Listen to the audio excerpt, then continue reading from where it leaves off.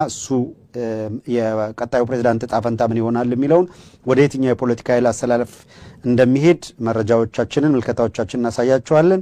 የህወሓት ኃይልና የኤርትራና የአማራ ጉዳይ ቅድም እንዳለው በሶስተኛ ደረጃ እናነሳለን። ወልቃይትና የአብይ አህመድ አቋም በአራተኛ ደረጃ፣ ወልቃይትና የህወሓት አቋም እናነሳለን። ከዚያም በስድስተኛ ደረጃ ላይ አብይ የገባችሁ አካላት ላይክ ሳታደርጉ እየተከታተላችሁ ያላችሁ በቀዳሚነት ላይክ እንድታደርጉ ይሄም እናንተ ላይክ በማድረጋችሁ ሌሎች ይሄ ፕሮግራም እንዲደርሳቸው ስለሚያግዝ ስለሚረዳ ነው የምንጠይቃችሁ። ስለዚህ መጀመሪያ በቀዳሚነት ላይክ አድርጉ። ሊንኩን ሼር ብላችሁ ወደ ፌስቡክ ገጻችሁ ሰዱትና ሼር አድርጉት። ወደ ዋትስአፕ እና ወደ ቴሌግራም ግሩፖች ያላካችሁ አንድ ጊዜ ይህንን ኃላፊነት እናንተ ተወጡ። እንግዲህ በኃይል አሰላለፍ ረገድ ሁሉም በየጎራው ቆሞ የሚፈልገውን ለማስፈጸም ግብ ውስጥ የገባበት ወቅት ነው።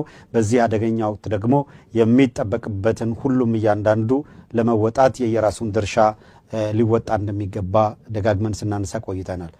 ስለዚህ በተቻለ መጠን ሁላችሁም ከእናንተ የሚጠበቀውን እያደረጋችሁ ብትከታተሉ መልካም ይሆናል። እንግዲህ በቆይታችን እናነሳለን። ብርሃኑ ጁላ እንዴት ተዋናይ ሆኑ? አብይ አህመድ ምን እየተጫወቱ ነው? ታደሰ ወረደ ያለው ሚና ምንድነው? ጌታቸው ረዳ ወዘተረፈ ሚናቸው ምንድነው?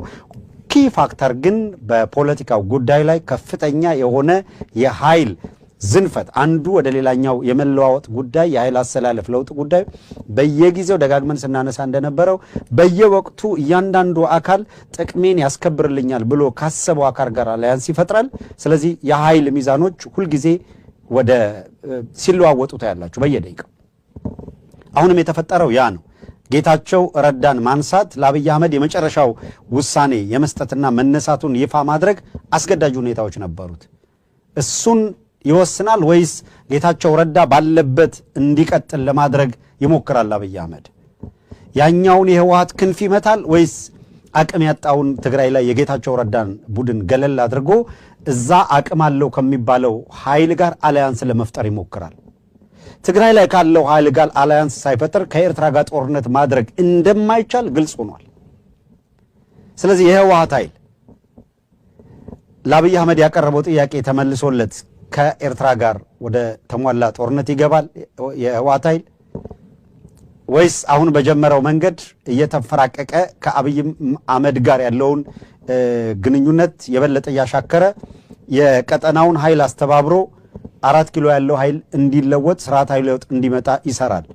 የትኛውን አሰላለፍ ይከተላል በሚል ነበር እስካሁን እንግዲህ መነጋገሪያው ነው የቆየው።